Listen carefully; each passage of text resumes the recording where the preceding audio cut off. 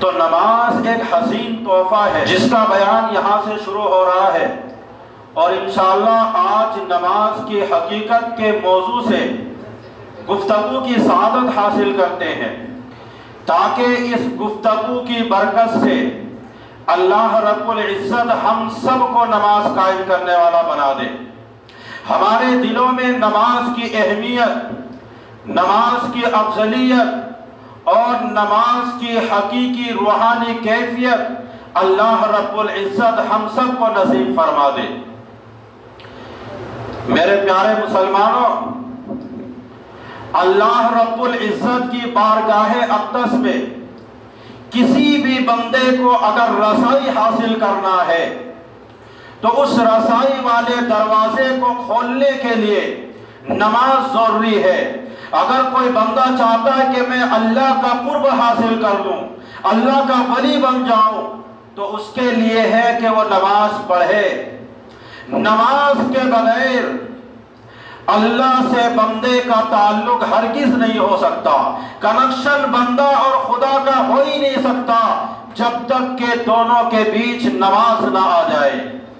اس لیے اللہ نے فرمایا، یا ایھا الذین آمنوا استعینوا بالصبر والصلاۃ، اے ایمان والو نماز اور صبر کے ذریعے مدد حاصل کرو، اور آگے فرمایا ان اللہ مع الصابرین، کہ اللہ رب العزت صبر کرنے والوں کے ساتھ ہے۔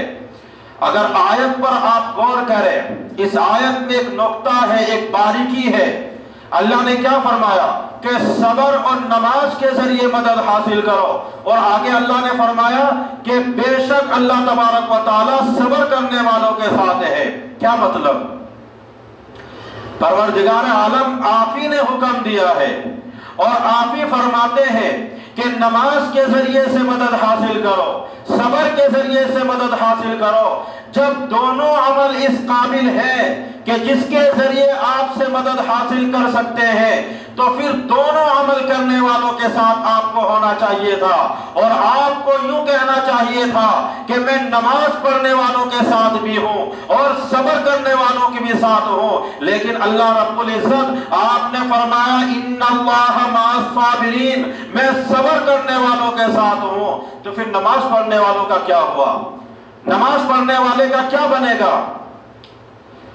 جب اس پر خوب غور کرتے ہیں تو صوفیاء کرام جواب دیتے ہیں کہ سب سے بڑے صبر کرنے کا نام ہی نماز ہے، کیونکہ فجر کی نماز کے لیے آپ کو اٹھنا ہے، آپ تھکے ماندے سوئے ہوئے ہیں، نیند آپ کو اٹھنے نہیں دیتی، آپ کا جسم تھکان سے چور چور ہے، آپ کو ستا رہا ہے، آپ کو عبادت الہی کے لیے اٹھنے نہیں دے رہا ہے، تو اب دنیا والوں کی اذیتوں پر صبر کرنا یہ نیچے درجے کا صبر ہے، اور خود اپنی نفس پر صبر کرنا یہ اعلیٰ درجے کا صبر ہے۔ اس لیے اللہ نے فرمایا کہ اے میرے بندے تو صبر کر اس بات پر کہ نفس کی خواہش بار بار کہہ رہی ہے تجھے کہ آرام کر لے، سو جا، اطمینان حاصل کر لے، تھوڑی دیر بعد اٹھ کے پڑھ لینا، چند منٹوں کے بعد اٹھ کے پڑھ لیا جائے، یا پھر ظہر میں قضا کی اجازت ہے، شریعت نے اس کا بھی حکم رکھا ہے، تو پھر بعد میں قضا کر لیں گے۔ تو بڑا تھکا مانتا ہے، ابھی تو کچھ دیر پہلے ہی سویا تھا، تو اب نفس ہمارے سامنے بڑے بڑے مسائل لا کر رکھتا ہے۔ تو اللہ کہتا ہے کہ اے میرے بندے اپنی نفس کی طرف سے ہونے والی اذیتوں اور تکلیفوں پر صبر کر لے اور نماز کے لیے اٹھ جا۔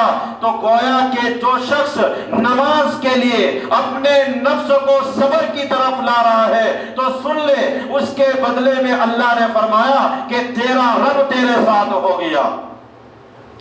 تو ہر نماز کے لیے صبر کی ضرورت ہے۔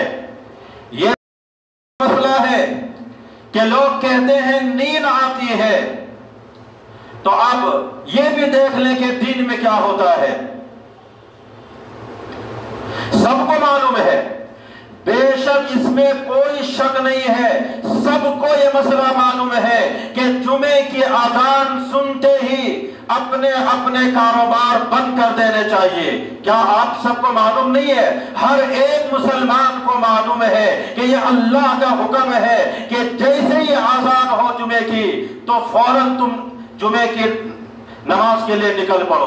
سب کو معلوم ہے۔ قرآن کریم کے اندر اللہ نے فرمایا یا ایھا الذین آمنوا اذا نودی للصلاۃ من یوم الجمعۃ فاسعوا الی ذکر اللہ وذروا البیع، کہ اے ایمان والو، جب تمہیں جمعہ کے لیے آواز دی جائے، اعلان سنایا جائے، آواز پہنچائی جائے، آذان دی جائے، فاسعوا الی ذکر اللہ، تو تم اللہ کے لیے ذکر کی طرف نکل پڑو۔ وذروا البیع، اور اپنے اپنے کاروبار کو بند کر دو، تجارتوں کو بند کر دو، ملازمتوں کو بند کر دو، اور دیگر دھندے کو بند کر دو۔ بلکہ بعض علماء کرام نے یہاں تک لکھا ہے کہ آذان کے بعد دکان کھلی رکھنا اور 1 روپے کا بھی کاروبار کرنا حرام ہے، جائز نہیں ہے اس کے لیے، کیونکہ اس کا جو یہ عمل ہے وہ اس آیت کے خلاف ہو رہا ہے۔ اس لیے بعض علماء کرام کیا کہتے ہیں کہ آذان کے بعد کاروبار دکان کھولے رکھنا اور 1 روپیہ بھی اگر کوئی کما رہا ہے تو وہ اس کے لیے حرام ہے، جائز نہیں ہے۔ دیکھیے ایک چیز ہے کہ سامنے والا پتھر مار رہا ہے، اس پر صبر کرنا یہ الگ چیز ہے۔ سامنے والا گالی دے رہا ہے یا کوئی آپ کو برا بھلا کہہ رہا ہے، اس پر صبر کرنا یہ الگ چیز ہے۔ لیکن یہاں پر صبر ہو رہا ہے کہ نفس خود کہہ رہا ہے کہ بندے ابھی ٹھہر جا، ابھی گاہک کا وقت ہے، کسٹمر کا وقت ہے، بہت سارے کسٹمر آئے ہوئے ہیں، مؤذن نے اذان وقت سے پہلے دے دیا ہے، یہ نفس کہہ رہا ہے کہ تو ٹھہر جا، لیکن تو نے اپنے گاہکوں کو، کسٹمروں کو سمجھایا اور اپنے دکان کے شٹر کو نیچے ڈالا، اپنے دکان کو بند کیا، اور اس شٹر کو اور دکان کو بند کرنے میں آپ کو جو تکلیف ہوتی ہے، اللہ فرما رہا ہے کہ اے میرے بندے اس تکلیف پر تو صبر کر لے، تیرا رب تیرے ساتھ ہو جائے گا۔ تو گویا کہ نماز اور صبر دونوں کا آپس میں میل جول ہے۔ نماز صبر کے بغیر نہیں ہو سکتی، صبر کے ساتھ نماز لگی ہوئی ہے، بغیر صبر کے نماز ہوتی نہیں۔ اب جو لوگ ضعیف ہیں، کمزور ہیں، کوئی گھٹنوں کا مریض ہے، کسی کا کمر درد ہو رہا ہے، کوئی شوگر کا مریض ہے، کوئی بلڈ پریشر کا مریض ہے، اب اس کا عارضہ کہتا ہے، نفس کہتا ہے، دل کہتا ہے کہ مولوی صاحب نماز کو جانے میں بڑی تکلیف ہوتی ہے، بڑی اذیتیں ہوتی ہے، جسم کانپنے لگتا ہے، اتنے تکلیفوں سے گزرنا پڑتا ہے، لیکن اس کے باوجود وہ گھٹنوں کے درد کو بھی برداشت کر رہا ہے، دیگر مریض اور بیماریوں کو بھی وہ برداشت کر رہا ہے، اور صبر کر کے اپنے آپ کو اللہ کے دربار میں لا رہا ہے۔ تو اللہ کیا کہتا ہے؟ اللہ کہتا ہے کہ اے میرے صابر بندے، اے صبر کرنے والے بندے، تو میرے دربار میں آیا ہے اور تو نے مجھے سجدہ کیا، تو نے میرے لیے قیام کیا، تو نے میرے لیے رکوع کیا، اور تو نے میرے بندوں کو سلامتی والے جملے ادا کیے، تو تیرا رب اب تیرے ساتھ ہو گیا، کیونکہ تو نے اپنے دردوں پر صبر کیا ہے اور صبر کے ساتھ تو نے نماز ادا کی ہے۔ تو نماز صبر کا نام ہے، صبر کے ساتھ نماز نصیب ہوتی ہے۔ اس لیے مسلمانوں، ہم سب کو جو سب سے بڑا صبر کرنا ہے وہ نماز کو حاصل کرنے کے لیے، نماز کو قائم کرنے کے لیے صبر کرنا ہے۔ اس لیے اللہ نے فرمایا یا ایھا الذین آمنوا استعینوا بالصبر والصلاۃ ان اللہ مع الصابرین، کہ اللہ تبارک و تعالیٰ فرما رہے کہ نماز اور صبر کے ذریعے مدد حاصل کرو، بے شک اللہ تبارک و تعالیٰ صبر کرنے والوں کے ساتھ ہے۔ تو نماز میں بھی صبر کی ضرورت ہے، کاروبار کے اندر بھی صبر کی ضرورت ہے، تجارتوں کے اندر بھی صبر کی ضرورت ہے، ملازمتوں کے اندر بھی صبر کی ضرورت ہے، ہر مقام پر صبر کی ضرورت ہے۔ گویا کہ اسی شخص کی نماز کامل ہوتی ہے جو صبر کے ساتھ ادا کر رہا ہوتا ہے۔ ہم اکثر دیکھتے ہیں اور آپ سب بھی دیکھتے ہیں، نماز جمعہ کے لیے بہت سارے لوگ آتے ہیں، یہاں تک کہ باہر بھی سب بچھانی پڑتی ہے، لیکن جیسے ہی سلام پھیرو دعا کے بعد 80% 75% لوگ مسجد سے جا چکے ہوتے ہیں، مسجد خالی ہو چکی ہوتی ہے۔ ہم آپ سب سے پوچھتے ہیں، کیا وہ بیچارہ صرف 2 ہی رکعت پڑھنے کے لیے آیا تھا؟ بعد کی 2 رکعت سنت اور 4 رکعت سنتیں کیوں نہیں پڑھتا؟ دیگر سنتوں اور نوافل کو کیوں نہیں پڑھتا؟ بے صبرہ ہے اس لیے وہ سنت نہیں پڑھتا ہے، بے صبرہ ہے اس لیے وہ نفل نہیں پڑھتا ہے، صرف 4 رکعت فرض نماز پڑھ لیتا ہے اور سنت مؤکدہ کو چھوڑ دیتا ہے۔ کیوں چھوڑ دیتا ہے؟ بے صبرہ ہے اس لیے وہ سنت چھوڑ دیتا ہے۔ جماعت کے بغیر وہ نماز پڑھ لیتا ہے، کیوں پڑھ لیتا ہے؟ اس لیے کہ وہ بے صبرہ ہے، اس لیے جماعت کے بغیر بھی وہ نماز پڑھ لیتا ہے۔ عشاء کی صرف 4 رکعت فرض پڑھتا ہے اور 3 رکعت وتر پڑھ لیتا ہے، باقی سنتوں کو کیوں نہیں پڑھتا؟ اس لیے نہیں پڑھتا کہ وہ بے صبرہ ہے، اس لیے وہ نماز نہیں پڑھتا باقی سنتوں کو۔ تو اللہ نے کیا کہا؟ اے ایمان والو، صبر اور نماز کے ذریعے مدد حاصل کرو، اللہ تبارک و تعالی صبر کرنے والوں کے ساتھ ہے۔ تو تیرا کاروبار تجھ کو ستائے، تیری ملازمت تم کو للکارے، تیری مصروفیات تم کو للکارے، ایسے وقت میں ان ساری چیزوں پر صبر کر کے نماز ادا کر لے۔ ایسی نماز ادا کرنے والے صابر کے ساتھ اللہ ہے، ایسے صبر کے ساتھ نماز پڑھنے والے کے ساتھ اللہ ہے۔ تو پتا چلا کہ نماز بغیر صبر کے نہیں ہوتی، نماز کے لیے صبر ضروری ہے۔ جو بندہ نمازی ہے، نماز پڑھتا ہے، اس کے لیے صابر کا ہونا بے حد ضروری ہے، اس کو ہر معاملے میں صبر کی ضرورت ہے۔ نماز کا وقت ہو گیا، لوگ نماز پڑھ کے جا رہے ہیں۔ ایک بندہ بعد میں آیا مسجد میں نماز پڑھنے کے لیے، کسی نے پوچھ لیا بھائی کیوں لیٹ ہو گیا؟ کہتا ہے جی آج لیٹ ہو گیا، وہ مہمان آ گئے تھے۔ کیا کہتا ہے؟ مہمان آ گئے تھے۔ تو اب رب پوچھتا ہے کہ میرے بندے یہ بتاؤ مقام کس کا بڑا ہے، رب کا مقام بڑا ہے یا مہمان کا مقام بڑا ہے؟ تو ظاہر سے بات ہے، ایمان بندے کا للکارتا ہے، جوش میں آتا ہے اور بندہ کہتا ہے کہ رب کا مقام بڑا ہے۔ تو اللہ کہتا ہے میرے بندے جب رب کا مقام بڑا ہے تو رب کی عبادت کے لیے مہمان کے آنے پر تو نے صبر کیوں نہیں کیا؟ ایک وقت کے لیے مہمان کو چھوڑا جا سکتا تھا لیکن رب کی عبادت کو نہیں چھوڑا جا سکتا تھا۔ اگر تم مہمان کے آنے پر صبر کر لیتا اور میرے دربار میں آ کر کے مجھے رکوع کر لیتا، قیام کر لیتا، سجدہ کر لیتا، میرے دربار میں جھک جاتا تو تیرا رب تیرے ساتھ ہو جاتا۔ یہ میں نہیں کہہ رہا ہوں بلکہ یہ اللہ کا وعدہ ہے، ان اللہ مع الصابرین، کہ صبر کرنے والوں کے ساتھ اللہ ہے۔ تو یہ اللہ کا وعدہ ہے۔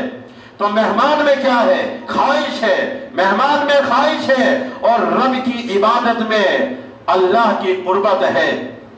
تو خواہش کی تکمیل کے لیے، خواہش کو پورا کرنے کے لیے ذریعہ قربت کو نہیں ٹھکرایا جا سکتا ہے۔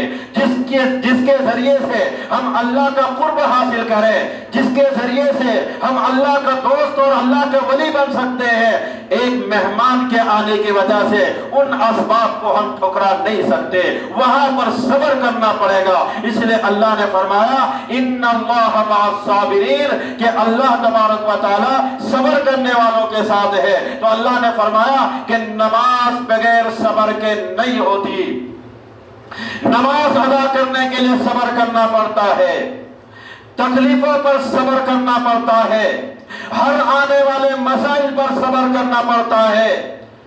اس لیے نماز صبر کا نام ہے۔ اس لیے اللہ نے کیا فرمایا کہ میں صبر کرنے والوں کے ساتھ ہوں، نماز کا ذکر کیا ہی نہیں۔ اس لیے کہ جس کے اندر صبر ہوگا وہی نمازی بن سکتا ہے، جس کے اندر صبر نہیں وہ نمازی بن ہی نہیں سکتا۔ اب دیکھ لو، جس کے اندر صبر ہے وہ نماز کی پابندی کر رہا ہے، وہ نمازی بن رہا ہے، اللہ کی نظر میں، لوگوں کی بھی نظروں میں وہ نمازی کہلاتا ہے۔ لیکن جس کے اندر صبر نہیں ہے وہ اللہ کی نظر میں بھی باقی ہے، لوگوں کی نظروں میں بھی وہ گرے ہوئے ہیں۔ کیونکہ انسان کیا کہتا ہے کہ بندہ نماز نہیں پڑھتا، تو یہی تو ہو گیا لوگوں کی نظروں میں گرنا۔ جب لوگوں کی نظروں میں آپ گر چکے ہو تو کیا آپ اللہ کی نظروں میں کامیاب ہو جاؤ گے؟ اس لیے میں شروع میں یہ لفظ کہا کہ اگر کوئی شخص یہ چاہتا ہے کہ میں اللہ کا قرب حاصل کر لوں، اللہ کا ولی بن جاؤں، تو نماز کے بغیر تو یہ چیزیں نہیں ہو سکتی۔ اگر کوئی چاہتا ہے میرے دل میں سکون آ جائے، میرے دل میں قرار آ جائے، مجھے سکون والی زندگی نصیب ہو جائے، تو یاد رکھو نماز کو چھوڑ کر کے آپ چاہو میری زندگی سکون والی بن جائے، اللہ کے نبی کو تکلیف پہنچا کر کے آپ یہ سوچو کہ میں دنیا میں کامیاب ہو جاؤں، رب کعبہ کی قسم ہے کہ کبھی ایسے بندے سکون کی زندگی گزار نہیں سکتے۔ وہ بھلے ہزاروں روپے لاکھوں روپے دن میں کما لیتا ہو، لیکن اس سے حقیقت پوچھو تو اس کا دل بے چین ہے، دل بے قرار ہے۔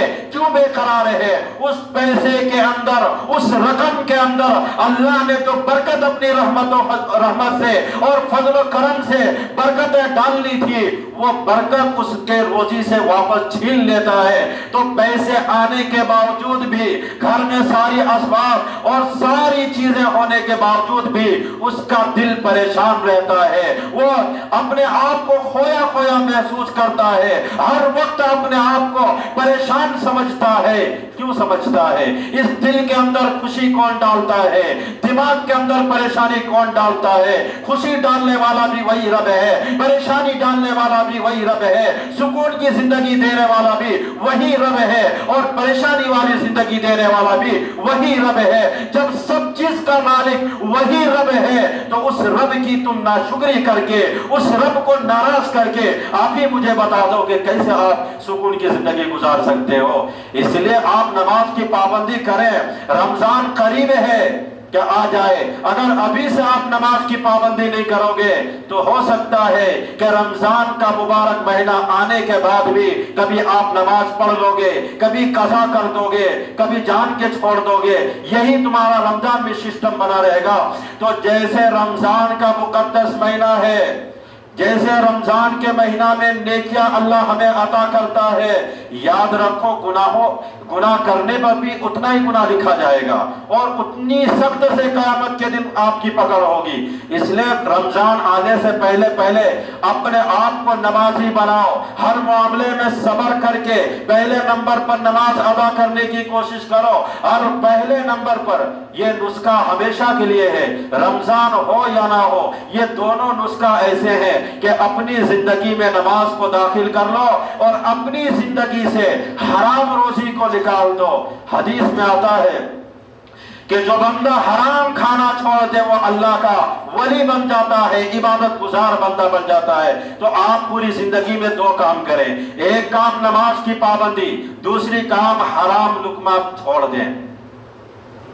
آپ ایک ٹائم کھا لو، یہ سوچ کر کہ بھائی اللہ کے سامنے ہم کو منہ دکھانا ہے، قیامت کے دن جنت بھی ہمارے سامنے ہوگی، جہنم بھی ہوگی، اگر میں حرام کھا بھی لیا تو دنیا بھر میں تو ہم عیش کر لوں گا، آسان کی زندگی گزار لوں گا، لیکن آخرت میں تو ہماری بربادی ہو جائے گی، آخرت میں ہماری زندگی برباد ہو جائے گی، بجائے جنت کے ہو سکتا ہے اللہ کرے ایسا نہ ہو، اللہ ہم سب پر رحم فرما کر کے ہم سب کے لیے جنت کا فیصلہ کرے، لیکن اللہ نے جہنم تو ہمارے لیے بھی بنا رکھا ہے، ہم نافرمانوں کے لیے بھی تو جہنم بنا کر رکھا ہے۔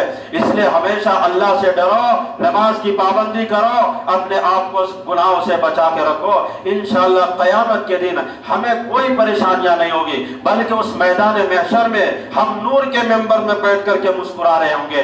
اس لیے اللہ سے دعا کریں کہ اللہ تبارک و تعالی ہم سبھی کو 5 وقت کی نماز کی پابندی کی توفیق عطا فرمائے، اور اللہ رب العزت شیطان کی جال سے بچا کر کے ہمیں ہمیشہ حلال روزی کمانے کی توفیق عطا فرمائے۔ وآخر دعوانا